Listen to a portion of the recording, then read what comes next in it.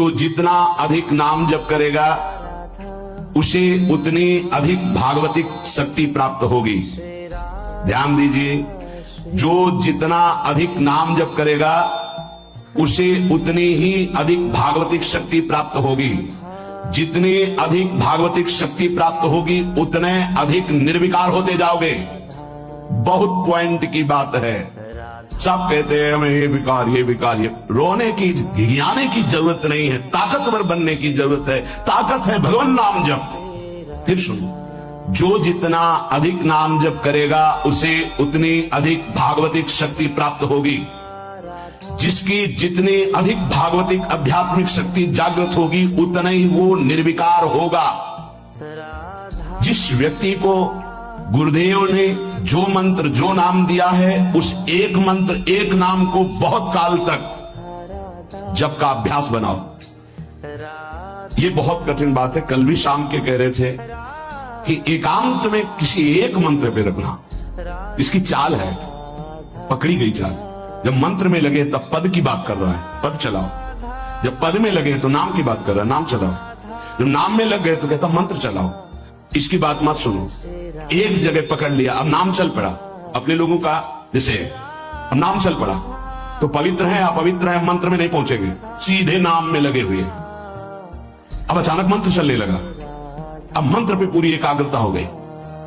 पद चलने लगा तो पद पे पूरी भाग को कहां भागेगा, आना पड़ेगा इसी घेरे में। मंत्र चल रहा है, वो श्रद्धा कर रहा है, इस समय पद गाओ, इस समय पद में चलो। बार बार विक्षेप बिल्कुल नहीं सुनना, बार बार मंत्र। क्योंकि जब पद में जाओगे तो वहां भी नहीं टिकेगा, वो कोई प्रपंच सामने खड़ा कर देगा। इसको सुनो, इसको देखो, इसका चिंतन करो। माला ले ली, चलो पार्क में टहल कर रहेंगे, गली में टहलते, बालकनी में खड़े हो जाते हैं, पूरी एकाग्रता रहेगी। हाँ, फंसाएगा किसी चित्र में, चिंतन में फंसाएगा। बहुत साधक को सावधानी की जरूरत है। जिस उपासक को जो मंत्र जो नाम मिला है, एक नाम एक मंत्र बहुत समय तक उसे चलाने का अभ्यास कीजिए। ये बहुत छलिया है मंत्र। ये तो मंत्र तो इतना जप ही लिए हो ना। अब राधा नाम जपते हैं, हम बात तो सही तुम्हारी, चलो राधा राधा राधा राधा राधा शुरू किया, अब और जगह ले जाएगा। इसका मतलब इसकी सलाह सत से सत, पहले सत से सत और फिर सत से असत में ले जाएगी। इसका मतलब जहां में लग गए वहां में लगना चाहिए, इसकी सलाह नहीं मांगनी चाहिए। ये बहुत सलाहें देता है। सलाह देना इसकी स्वभाव प्रवृत्ति संकल्प विकल्प, इसी को रोकना है। उपासक पकड़ पाओ तो बहुत लाभ प्राप्त होगा। सब इस समय हमें ये नहीं देखना कि मानसिक से कितना लाभ है, उपांशु से कितना, ये सब बातें मत देखो। अरे वाचिक से 10 गुना उपांशु, उपांशु से 100 गुना मानसिक, ये गुना हमें नहीं चाहिए। इस समय हमें भगवदाकार वृत्ति करनी है। हमें कोई लाभ हो हानि गुना से मतलब नहीं है। वहां जपने से इतना लाभ, वहां जपने, हमारा केवल लक्ष्य है प्रभु का स्मरण। पकड़ो बात। अब वो अगर मानसिक नहीं हो रहा तो उपांशु आते हैं, उपांशु नहीं हो रहा तो हम वाचिक आते हैं, वाचिक नहीं तो हम कीर्तन करते हैं। छोड़ेंगे नहीं, तुम्हें बख्शेंगे नहीं। अनन्य चेता सततम, हमें सतत अनन्य चित्त को अपने आराध्य देव में जोड़ना है। जिस उपासक में भोगों की त्याग वृत्ति अधिक है वो बहुत जल्दी सिद्ध होता है।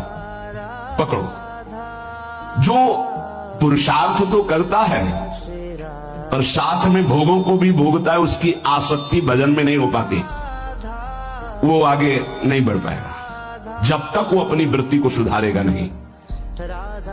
जो तत्व ज्ञान प्राप्त करना चाहता है या प्रेम प्राप्त करना चाहता है, उसको चाहिए कि सदगुरु की अधीनता स्वीकार कर ले, क्योंकि बिना सदगुरु की अधीनता के उसे परिपक्व अवस्था प्राप्त नहीं होगी। जो सदगुरु बतावे नियम दे उनका अक्षरशः पालन करे। जब सदगुरु की कृपा से अधिक जप होने लगता है तो शरीर के परमाणु नामाकार मंत्राकार हो जाते हैं। जैसे आपको सत्संग में याद हो बताया कि पूज्य बाबा श्रीधर जी के जब चरण चापने 8 बजे रात्रि के जाते थे तो चरण स्पर्श करते ही ऐसा लगता मशीन फिट हो गई हृदय में, मंत्र ऐसे चलने लगता। तो अधिक समय बाबा की समीपता में बिताने की कोशिश करते, पर वो जब एकदम भाव में डूब जाते तो अपने लोग छोड़ के चल देते थे, विक्षेप ना पहुंचे उनको। बड़ी उत्तम अवस्था पूज्य बाबा की, बड़ी उत्तम अवस्था। भजन और दैन्यता, ये दो जीवन में उनके बहुत जोर की थी। कहीं कोई किसी भी तरह का अभिमान नहीं, और दैन्यता की मूर्ति और भजन के तो इतने भूखे कि रात दिन करने पर जो वैष्णव जाए उससे यही भिक्षा मांगते थे, राधा रानी से प्रार्थना कर दो कि थोड़ा भजन बन जाए। यहां थोड़ा भी भजन नहीं बनता, और हम कहते हैं भजनानंदी, और वो भजनानंदी, और वो कह रहे हैं कि थोड़ा भजन बन जाए। क्या भजन से प्रीति है उनकी। अधिक जप करने से शरीर के परमाणु मंत्राकार नामाकार हो जाते हैं। बड़ा प्रभाव है महापुरुषों के स्पर्श का। जीवन भर के लिए बात समझ में आ गई कि महापुरुषों का शरीर पांच भौतिक नहीं होता, वो दिखाई देता है भजन और लीला चिंतन के प्रभाव से दिव्य लीलामय हो जाता है। अधिक जप करने से शरीर के परमाणु मंत्राकार हो जाते हैं, नामाकार हो जाते हैं। सच्ची हम जीते ही उनकी चरण रज से, उच्छिष्टामृत से, उनकी करुणा कृपा से ही हमारा जीवन है, चाहे परमार्थ में चाहे स्वार्थ में, गुरुदेव की कृपा से ही। जो नाम है इसमें सूची असुचि, पवित्रता पवित्रता, समय कुसमय, स्थान कुस्थान, इसका कोई विचार नहीं है। लेकिन मंत्र में इसका विचार। मंत्र नहीं चला सकते कि शौचालय में बैठे मंत्र जप रहे हो, या आप लघु शंका करते हुए मंत्र जप रहे हो, या आप शौचालय लघु शंका से निवृत्त होकर पवित्र नहीं हुए, वही कपड़े जो शौच में वही आप नहीं, ऐसे नहीं, फिर आपकी बुद्धि विकारग्रस्त हो जाएगी। ये महापुरुषों के निर्णय है। जो नाम जप करता है, भगवान नाम कीर्तन करता है, तो उसमें निश्चित भाव जागरण होता है।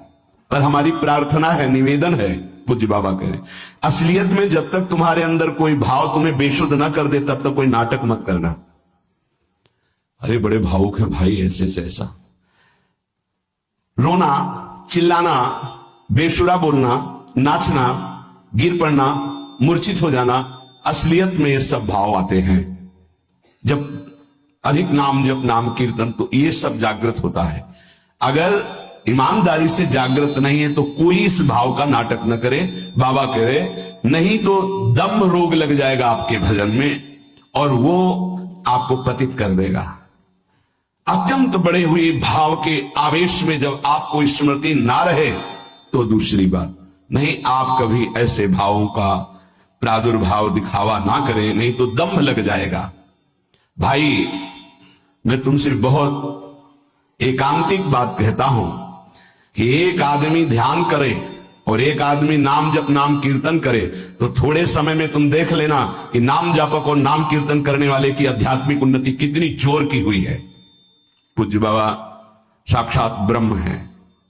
इन्हीं की कृपा प्रसाद से पूज्य पंडित गया प्रसाद जी महाराज ब्रजमंडल के सिद्ध महापुरुष, इन्हीं को गुरुदेव के रूप में वर्ण करके ऐसी उच्च अवस्था प्राप्त की थी कि गीता वाटिका से भाई जी और राधा बाबा परम प्यार दुलार आदर पूज्य पंडित गया प्रसाद जी का करते थे। देखो कलयुग को बहुत खराब बताया गया है, पूज्य बाबा कह रहे युग है भी इसमें बहुत दोष, परंतु हम आपसे कहते हैं कि कलयुग बहुत